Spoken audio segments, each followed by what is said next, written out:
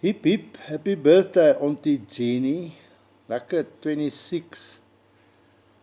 Ek hoop jy het lekker aan daai virtual muffins wat ek gebak het.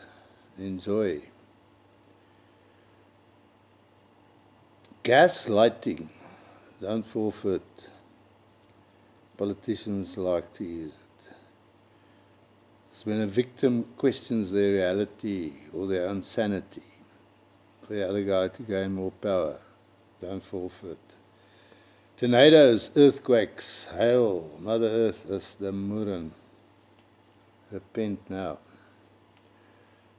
Today's reading is a trilogy I wrote. It's not finished. I'll read from the first trilogy. There's three chapters, but I'm only going to read one. But when it's finished, it's going to be, number one, everything you ever wanted to know about wanking, but were too afraid to ask. The missing link about the evolution. And 3, lesbianism versus penetration. This is obviously not a child-friendly show, so let's start.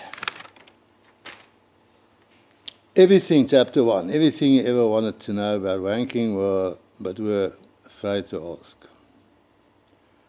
The light shone down on wide staring eyes and slow-moving hands. The sloshing sound prevailed through all hours of the day and night. In every nook and cranny, the silhouettes could be seen. The streets and bars were empty, it's like today, except for some female men and the lower species called women that roam the streets in search of it.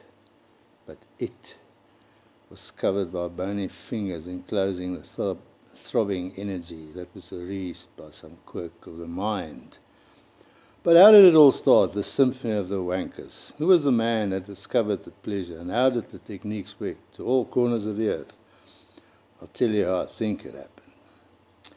It was in a timeless forest, no breeze, no sneeze, only the sounds of birds and the gurgle of stream flowing into the foggy green, where Eve was washing the fig leaves for the party that night, in that same clearing in the forest, not 2 meters away from Eve. The first wanker was lying on the sand, tanning, while he watched Eve going through her paces. Her back was turned to him, and every time she bent over to watch the leaves, he couldn't help but look into it all, the spot men will fight and die for, the sleuths. Well, that's what they called it in those days. It was after about a minute of watching old curly hair smiling sideways at him that he became aware of something stirring lower down his body. And when he looked down, he saw this monster grinning up at him. With a cry, he jumped up, and grabbing the animal by its throat, he tried to wank it from his body, but to no avail.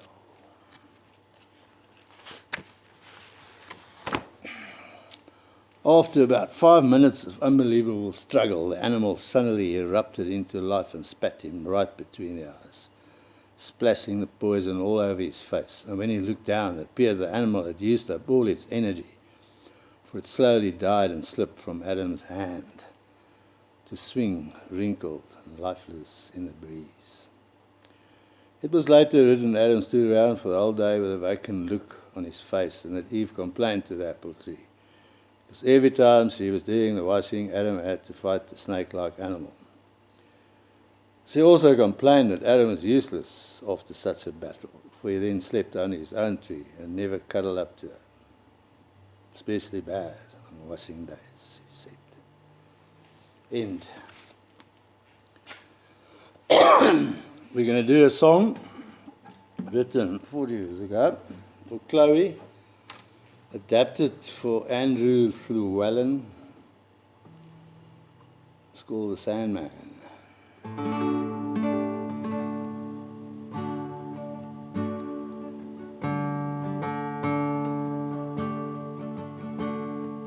Hush, little baby, lying in your bed. Oh, the Sandman is near with his sand. Close your eyes to the land of dreams and fantasy, stories of long, long ago. Something sweet, something sleepy.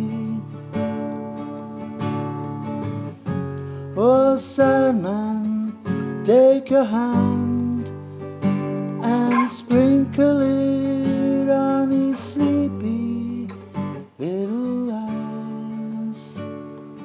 Oh, take your sand, take your sand, take your sand and sprinkle away.